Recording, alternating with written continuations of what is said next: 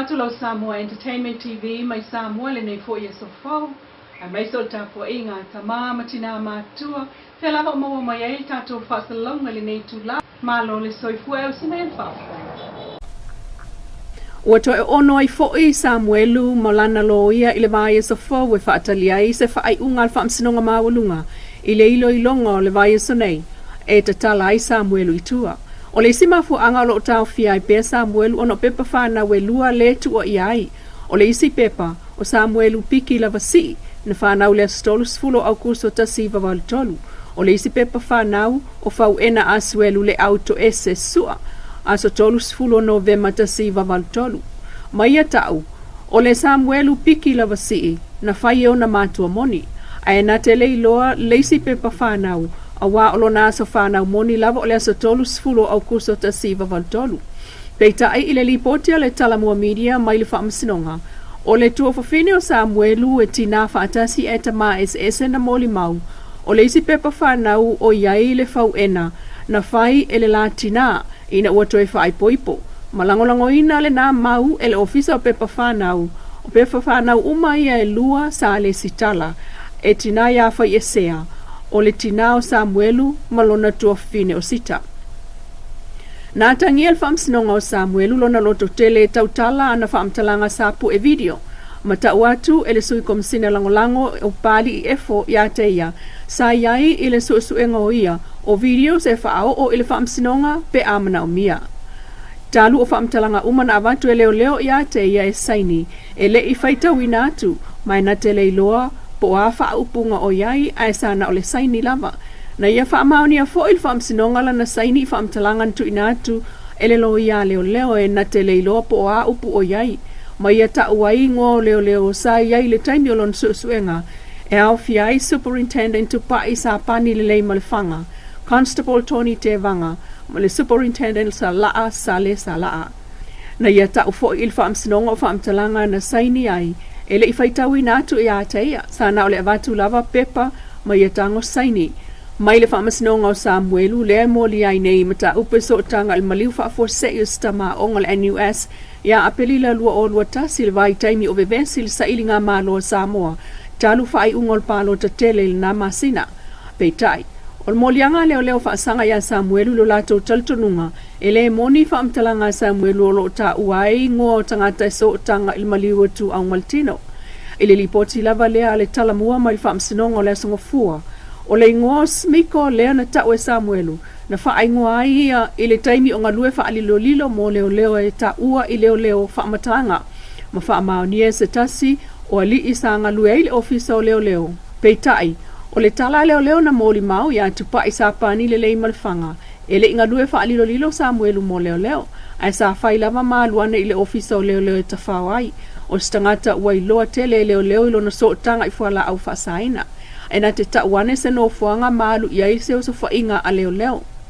Peitai na tau ele li sa leo ia le pana tō masi tu ua. O Samuelu sa whai matangata i ngā lue whaalilo mo leo. Ai mai sei lava i ngā lue ngā tau i fuala au whaasaina.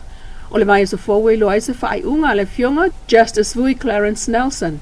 I le talo sanga Samuelu e tatala ia i tua e tali ailo na whaamsinonga ia matilua o lua lima.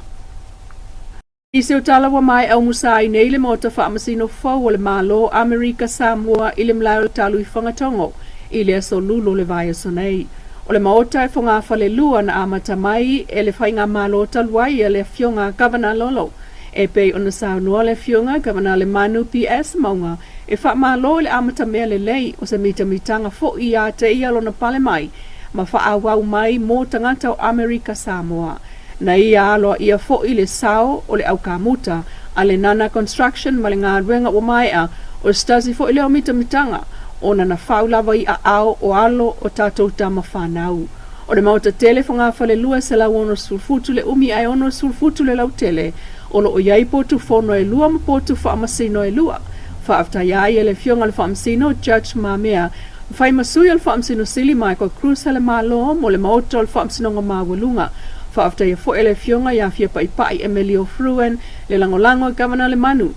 O le sunga Reverend Yasepi Ulu o le CCCAS e kalesia whaapotonga Cristiano Amerika Samoa whangatongo na fofongaina le upo le aso, ai o le tofa to o malemo to sanga, le tino Amerika Samoa Economic Development Authority, board member, sa fai ma fofonga o le sauninga po le MC.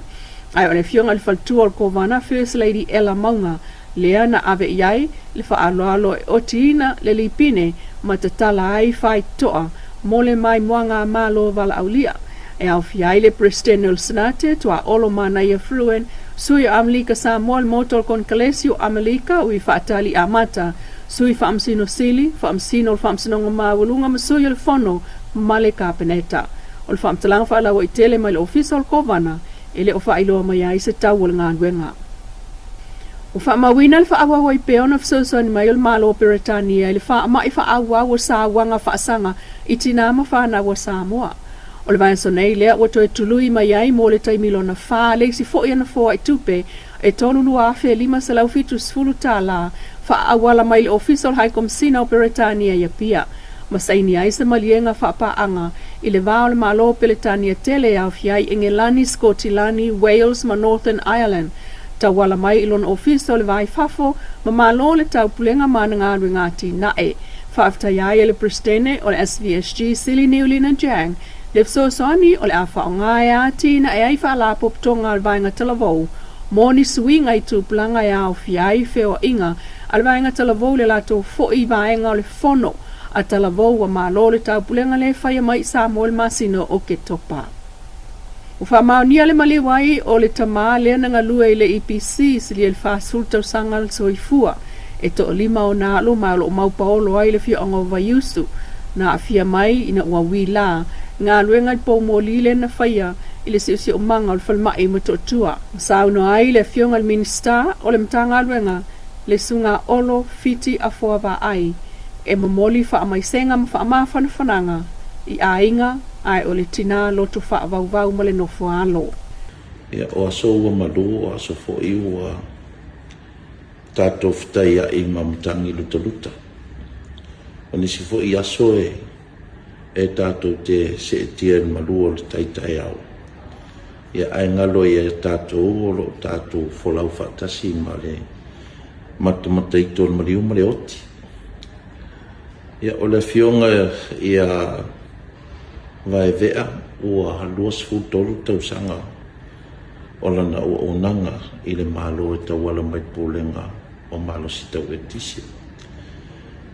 O le upumoni la vai whaangalonga tā ia se au na whaamaoni. E ngalonga tā fo i se taitai i longa i lana tautua i le atunuu. Ia ai mai se ia le maafutanga fo i ma le pōlenga whaafainga aluenga. Ia ui lea i lea i se tātou loto e whaia pule le atua. E whaia unei o le minsta o le pōlenga. Whai masui ala whionga i le taitaifono ma le komiti whaafoe. Ia whaapea foe ia le whionga le ripule ma le mamalu pōlenga.